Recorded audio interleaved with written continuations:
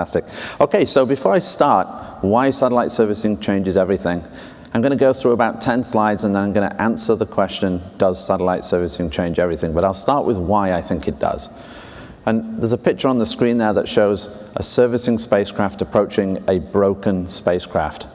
This is the fundamental principle of what we're establishing with space infrastructure servicing and robotic servicing. I'll talk about it as we go along.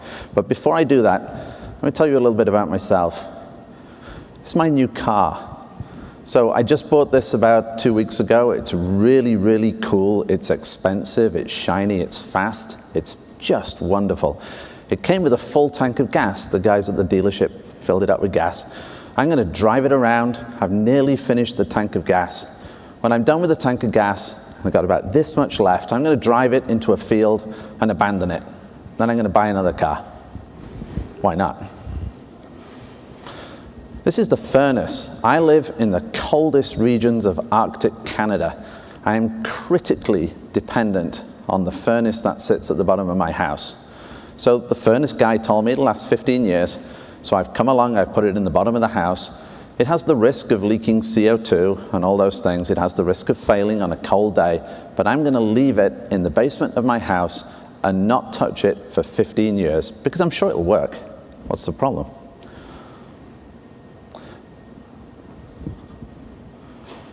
Oh, there we go. Oh, I got it. Okay. So recently, myself and my wife decided to buy new mobile phones for each other. I'm a mere poor engineer. So a purchase of a new phone for me is a big deal. I'm aware of the fact that the market for mobile phones continually changes. The number of applications, the capabilities that are on board always change. So I did a lot of research. Before I invest a lot of money and rely on this mobile phone for a good number of years, I carefully surveyed everything about the industry and future changes and decided on the mobile phone. And here's a picture of me and my wife with the mobile phones that we chose after carefully doing that research. I'm confident they will stay up with the trends and everything that happens in our ever-changing, fast-moving industry. Finally, I have a big family. I have 3 kids, 2 dogs, and a cat. So when we all sit down to watch TV, I need a nice big sofa. So this is the sofa that I want. Here's a picture of the delivery guys bringing it. Unfortunately, the door to my house isn't big enough. I cannot fit this sofa through. The functionality I want from a sofa cannot fit through the door of my house. Okay, so we all sit on deck chairs in the middle of the lounge and watch television every day. So you're probably thinking, what kind of idiot is this guy? He throws his new car away when it runs out of gas. He never touches his critical furnace. He buys a ridiculous mobile phone because he fails to understand the changing dynamic of the industry, and his sofa doesn't fit through his front door. So here's the big news. We are all in the space industry that does all 4 of those things every single day. And we think that's an acceptable industry for us to be in. It makes no sense whatsoever. Every other sector has solved this problem. Space has not. Example, somebody came up with this brilliant idea. Instead of throwing our cars away when they run out of gas, why don't we have gas stations? And you can refill them with fuel. And you can keep using the same car. Brilliant idea. People service and maintain furnaces on a regular basis. They prevent leakage. They make sure they last the expected period of time. They keep them safe and working. Mobile phones are software upgradable today. All those applications we all have on our cell phones. Computers with their USB ports and the multiple different devices. You take your laptop and your PC and it becomes all these other things because your USB ports are ubiquitous and you have all these other capabilities. That idea has been thought of. And finally, companies like IKEA. Instead of assembling the sofa and trying to get it through your front door here, of course, is your launch vehicle, which is constrained in size and constrained in mass. Why don't you just take the bits and go assemble them inside your house? So these principles are established throughout just about every other facet of industry, but not in space. And we consider ourselves to be technologically advanced in space. We do cool things. We don't do these basic things. So the problem is, as Dave alluded to, the old model of space is under threat. We have all of these things affecting There's a picture of my boss there in the middle. All these things affecting what's happening in the industry today. Shorter cycles for technology refresh. Technology constantly updates. We get a new cell phone every 2 years. We upgrade our graphics card in our PCs every 2-3 years, all these things. Reduce government budgets. Every government under pressure to reduce budgets but maintain infrastructure and capability. We have a necessity for global intelligence. We see that every day. We have a need that our space assets are assured to work, especially on the military side. There is an assurance requirement that is just critical. I need to know they're going to work. Our space capability is limited by our launch capability. All those 10,000 satellites that Dave has up in space in 5 years or whatever, they're going to consume just about the entire launch capacity. So what else are we going to do? Every company in space, this is a commercial day, we all have expectations of growth and profitability. My company is a publicly traded company. Every single quarter in our slow-moving industry, we have to demonstrate growth, profitability, all those good things. We have a large growth in terrestrial communications too. Those things are growing and competing with space on a daily basis. And finally, the very high pace of change from the customer, from the consumer, as all that data comes available and people want more and more and more. So a new model for space is needed that turns my boss into Mr. Happy. First of all, this is a critical thing. Every other industry spends its capital expenditure dollars, its CapEx budget, where it makes the most difference. Space doesn't. Space buys satellites to replace old ones because the satellite is failing or falling out of space or out of fuel, whatever it may be. It's not an optimal CapEx decision. You'd rather put your CapEx dollars where they give you the biggest return. You want to use the existing assets as much as possible. Just as you walk out of here, you see all those old beat-up cars driving around. They're still perfectly functional. They work just fine. No need to build new ones if the old ones are still working. Repair assets where possible. Such a shame to see an asset that works 90% not repaired, not fixed. Enable the ability to change payloads. The way to respond to fast-moving technology change and fast-moving consumer demand is to change payloads on orbit when you need to.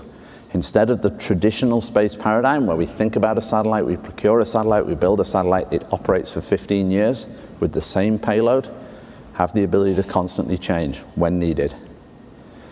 Benefit from technology advances immediately. In space, we're conservative. We don't have the latest processors. We don't have the latest capabilities. So why can't we? When the technology advances on the ground, why can't we pull out our processing module on our spacecraft or our downlink module and fix problems that are existing on the spacecraft? RADARSAT 2, which is an MDA spacecraft, is downlink limited. It's ridiculous. It has this wonderful capability. It has consumer demand, and we can't downlink all the data because the technology we put on at the time didn't have the ability to downlink all the data we want. Increase modularity to reduce costs. Just about every satellite today is built, apart from the OneWeb examples where they build a large number on a production run, is built for a specific purpose. It'd be great if we could build satellites that are built of standard modules, link these things together, reduce costs for everybody that way. Eliminate launch constraints. So launch constraints, volume, mass, availability, and schedule, frankly. All those things, those of us in the industry know that launch is a bit of a variable. It's always a worry when you can get your launch. Fantastic if we could eliminate those launch constraints through on-orbit assembly. And finally, keep your precious assets secure. The government spends $1 billion on a spacecraft, or a commercial company spends $200–300 million, and it's up there in space. You're not really sure what's happening to it. Having the ability to keep your assets secure and safe, it's a big deal. So why don't we service satellites today? Well, generally people quote these three things. Technical barriers, can it be done? Architectural barriers, how can I rely on the fact that this is available? And finally, cost barriers. My assertion is all those things are solved, or in the process of being solved. Problem is, conservative industry, everybody wants, show me. Once you show me that it works, then I'll start believing in you. So only once we get to the show me stage that will get the paradigm change. People will start assembling satellites in space. We'll start getting our railroad network in space, as Dave described. We'll see space as an infrastructure that can be adopted, built on, changed, enhanced.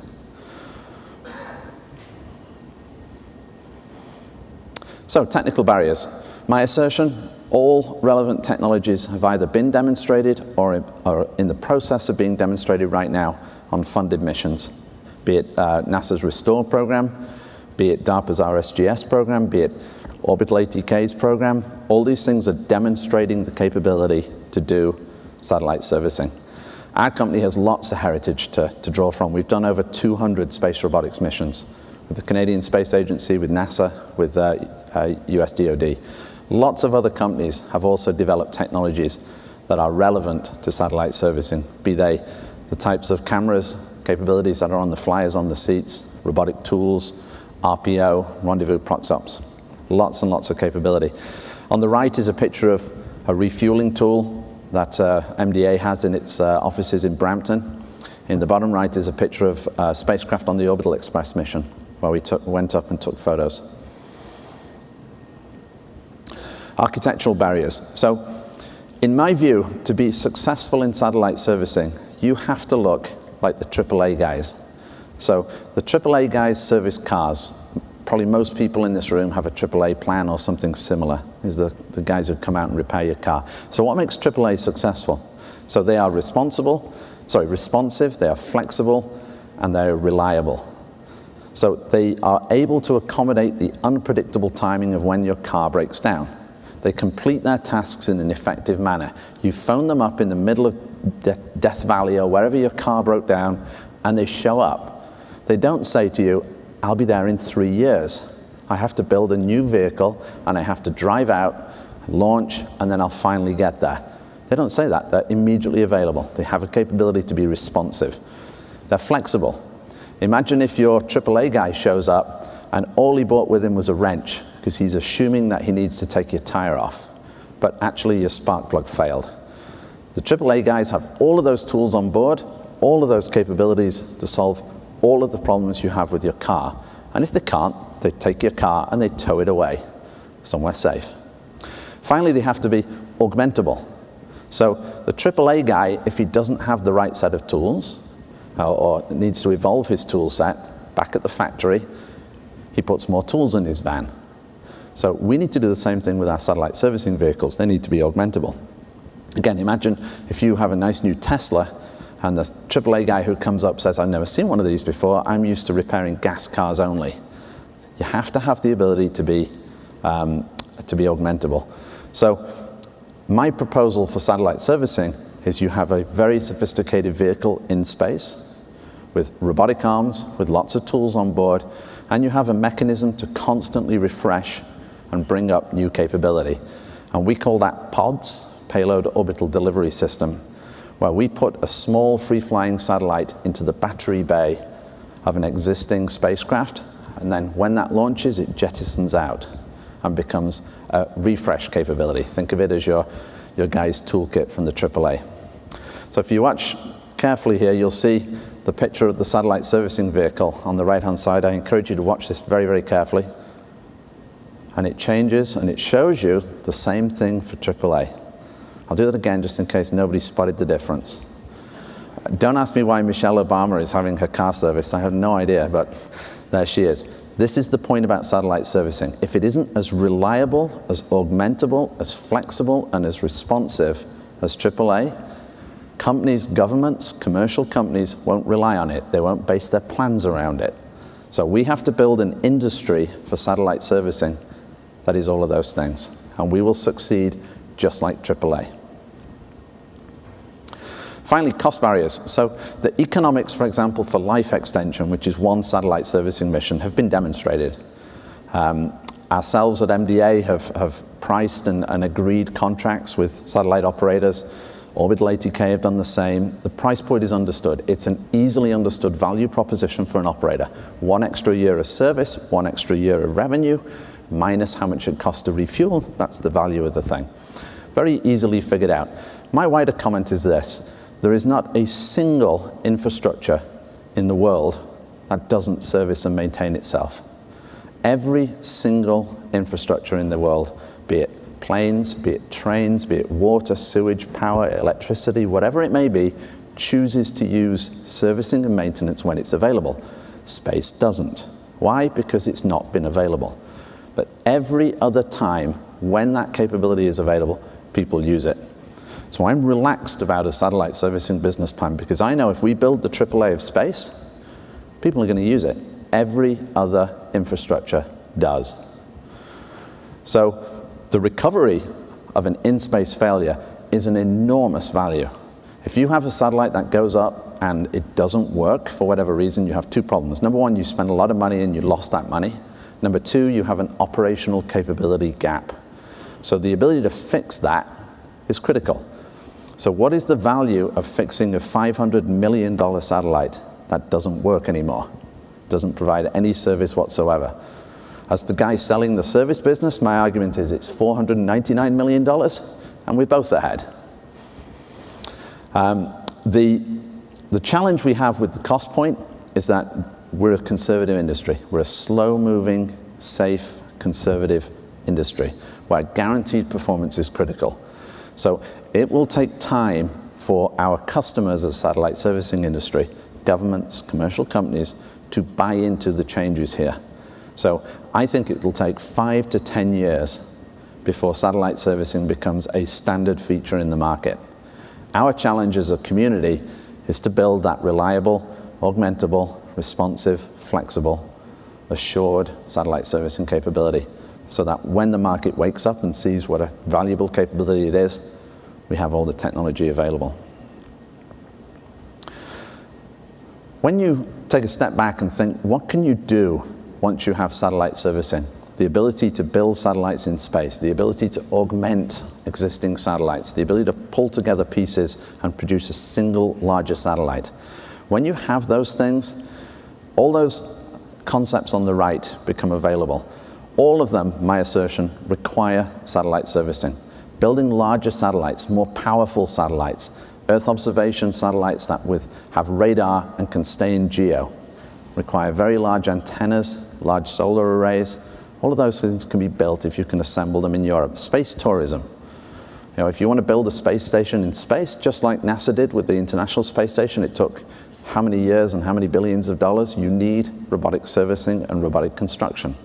If you want to do space solar power to solve our problem of running out of non-renewable fuels on Earth, we'll get there with satellite servicing, construction, so on and so forth. So all of those next generational things that we think of as space business plans are enabled by highly sophisticated robotics that is available, flexible, augmentable, all those good things I talked about. And the great news here is the US government through DARPA and through NASA is building on the seeds that have been sowed in various areas in the past, is partnering with industry on Restore, on RSGS, and is building this capability. For the first time, I think ever, we are building a satellite servicing infrastructure that will be available for the community. So the piece of the jigsaw for us here at SSL, so we like the idea of self-assembling satellites. We like the idea that a single satellite could launch itself in a very compact form to fit into the fairing of a launch vehicle with a small robotic arm on board. And then once there, that robotic arm assembles the satellite for you, inching its way along the spacecraft infrastructure, grabbing a component, sticking it on the end, coming all the way back and doing the same again. So we're doing a program called Dragonfly with DARPA, with NASA, that will demonstrate a self-assembling satellite. The NASA Restore mission. NASA is doing a mission that will refuel a government satellite in LEO. A tremendously exciting mission. Lots of robotics capability will be proven, rendezvous and proxops capability. SSL is building the spacecraft, and it's also building the robotic arms for that mission. We're the government's partner for DARPA's RSGS program, a tremendously exciting program that will do inspection, refueling, augmentation, assembly, repair, or relocation. We'll demonstrate all of those things for DARPA, and then will be used as a commercial service afterwards. We're building pods, as I mentioned before, augmenting our ability, tools, more fuel, whatever we missed the first time, we launch as a pod, we can use it later. And finally, where we really want to get to, a concept we have at SSL called Oasis, which is where you assemble a very large satellite in space. Maybe you use that as the basis to head out to Mars, maybe you use it for remote sensing or whatever it may be. but you do so using satellite servicing. This is the future. So our future, space infrastructure that is robust, it's assured, it's flexible, it's responsive, it's resilient. It has to be all of those things. Again, think of AAA of space. So, will satellite servicing change everything? Well, I've been in this business for a number of years. I've done space robotics, so it's pretty clear to me what the answer is. No. Satellite servicing will not change everything. There's very rarely one size fits all. The OneWeb guys are solving a different problem a different way. They're building lots of disposable satellites on the basis that if some of them work, so what? You know, at least you've still got your core capability. That's solving the problem in a different way. But space servicing is a brand new architecture. It's a new set of tools that will be available. It's a new approach. When adopted, like in every other infrastructure that exists in the world, satellite servicing will become a standard way we do space and will become the way in which we realize some of those other dreams on the cloud diagram I put earlier on. That's all. Thank you very much for your time and have a good day.